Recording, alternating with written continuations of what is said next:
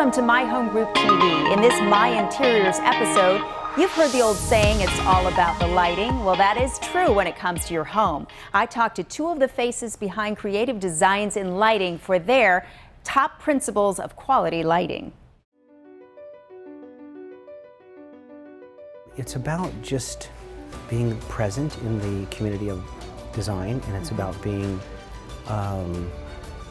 detailed to follow through to the very end. That's a formula for success that has positioned Creative Designs in Lighting as a premier interior and exterior architectural lighting design firm, specializing in everything from luxury residential estates, restaurants and corporate office spaces, to resorts and master plan communities. It has to be perfect, and it has to sustain life. Walter got into lighting back in the late 70s at the height of the disco era, lighting disco clubs around the country. They needed people that had my history of live theater and live entertainment, i.e. rock and roll. That led to business with Arizona notables who are building hotels, restaurants, and homes. We're familiar with the infamous names in Phoenix, from the Phoenician hotel owner to Western Savings Bank owners. They were all building themselves monuments. And so they came to me and said, hey, you did a great job on my restaurant or my nightclub. Can you do my home? With 40 years of experience under their belt, Creative Designs in Lighting continues to attract clients who understand and respect the need for quality lighting, especially in high-end residential homes. So it was the people from the Pulte's and the super big names in town at that time that said, we're building ourselves a special home. We want special lighting. Lighting has changed a lot since then. It used to be like what's around the corner, big, bulky, heavy, hot. Today it's small, it's cold, it's easy to manipulate. Same thing in residential, same thing in commercial. So now instead of using, pick a zone, 1,000 watts, you're using 10 watts. Creative Designs in Lighting design engineer Mark Greenewald agrees, emphasizing the major role LED has played. LED has been really what has changed the residential lighting. Historically, it's always been can lights is the main, I want to say, that's the one element that's throughout most of the spaces. You still have your decorative chandelier over your dining room table, for example, and your vanity lights in the restrooms. But the can light has been what's been the bread and butter of every space. It has always been incandescent lighting that has strictly been there, and dimmable. So the challenge was getting LED lights that were also dimmable and had the same look. Mark says canned lights have gotten smaller, but they're still able to deliver the same power. Because now it's an LED source that's more like a chipboard, and it's able to aim the light instead of just throwing it in all directions. Technology is certainly more advanced than ever, adding to the possibilities. So I asked Mark to offer up his 4 principles of quality lighting. Number 1, he says, is to make use of the 3 elements of good architectural design. It's kind of like a tripod. If your best lighting has all 3 included, but sometimes, depending on the actual instance, it may not have to be all 3. The first is ambient light. You just have to be able to see a little bit of everything to be able to make your way through the space, and also so that you can see everything that's going on. The second is accent. And the best way to describe this one, in a museum, the artwork is the star. Right. So you want all the art to be highlighted and to be elevated above what the ambient light level is so that it pops. Drama is really what another word for that. In a home, he says, it's the same thing. Although the artwork doesn't have to be a painting on the wall, it might be a fireplace mantle. It might be a plant. It could be lots of different things qualify as the art that you want to accent.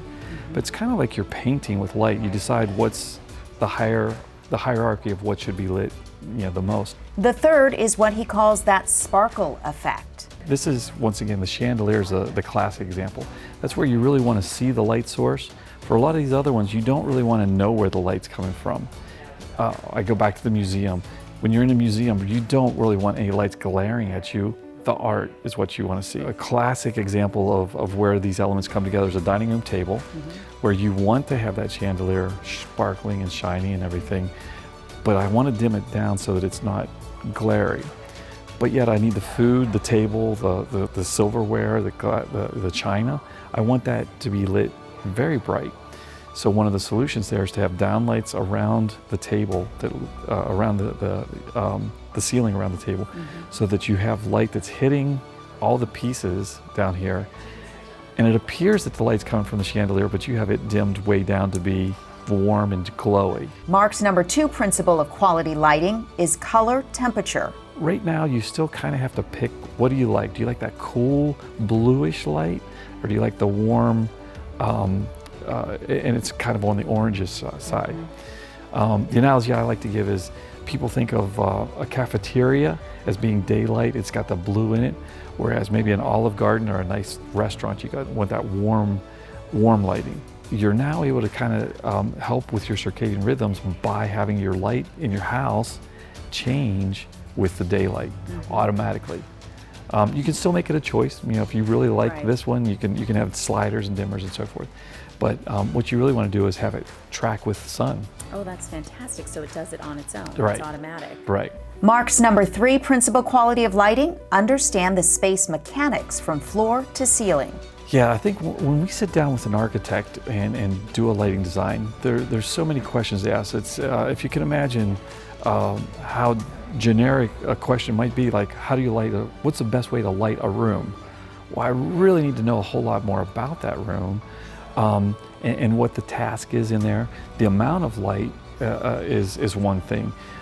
If it's somewhere where it's a hallway, for example, I'm not reading, I'm not doing any small tasks, so I'm able to just get through it from point A to point B, so I need less light there. But if it's somewhere where I'm dining, for example, you know, you really want or kitchen even more so, you really want to be able to see, you know, and you're working with small parts sometimes. The lighting level can serve different purposes for different spaces. The ceiling height matters so much. There's a magic rule in lighting for artwork especially. To light artwork, you want the angle of the light to be at 30 degrees from the ceiling. And as I'm showing, and that's from average height. So 5'4" is what the average eye height is historically been, I guess. Right. So from that 5 foot, if you go 30 degrees, that tells you where the light should be to aim at that artwork. So the ceiling height suddenly matters, because if I've got a low ceiling height going 30 foot out, I get to it quicker. But if I keep going, you know, way up 20-foot ceiling, it might be way out there. The reason for that 30 foot is a couple of reasons. One is the angle that it hits, the reflected light is going not in your eyes, but it's going straight down. So there's no glare of the light. So that's the one part of that. The other part of it is if you get closer to the ceiling and your artwork is kind of hanging out, you might get shadows on it. So that's one part of it. But therefore, as I'm laying out where the light should be on the ceiling, I need to know the ceiling height to know what that angle is. We look for indirect lighting where we can uplight a ceiling. So in short, it's kind of like I need to know the architecture. What have they done to know what opportunities exist? And we kind of walk through all the possibilities and try to step out of the box occasionally. Finally, he says the 4th principle of quality lighting is to utilize lighting control that's now available. It's gone from being these wired systems to now there's a whole bunch of wireless that you don't even need to redo the wiring in your house. The lights are coming with wireless transmitters and receivers in them that connect to the Wi-Fi that you already got in your house for your, for your internet and so forth. But you can also have the wall box where instead of it being a switch, it's a dimmer, it's a slider, or it's a scene now. You could say, I want the nighttime scene, I want the party scene, I want the good night scene. You can set up, different scenes to do different things for your home, so that instead of it being just what shade of white do you want, you might want a blue, relaxing for meditation space, or doing yoga in the morning. So you have some abilities to do that. And the controls are becoming a little bit more common to be a whole home situation, whereas it used to be like to turn the lights off in your house before you go to bed, go to the kitchen, go to the living room, go turn them all off. Now you can hit that goodbye button at your bedside potentially, and just have all the lights go to the nighttime mode. Or vice versa, if you get up in the middle of the night and you want to light the way to the kitchen, with one button you can do that. Walter adds, whatever you do with the lighting in your home, make sure it's a well-informed decision. The LED world is moving at a very rapid pace. It's coming out prettier, it's coming out more dimmable, It's coming out more diversified, so you can use it in chandeliers, not just in downlighting anymore. Hire a professional or pay attention to professionals and look deep into the end result, what you want it to be. So if you want to build a big, beautiful home on the top of a mountain and you have this gorgeous view, you don't want to see a whole bunch of lights in the window at night as you're trying to see through the view. Exactly. Think about it. That's what we do. Remember, you can subscribe to My Home Group TV at mhgtv.com, and you can catch all of our episodes at the My Home Group YouTube channel. Remember to subscribe, comment, and like while you're there. I'm Catherine Anaya. Thanks for watching My Home Group TV. I'll see you next time.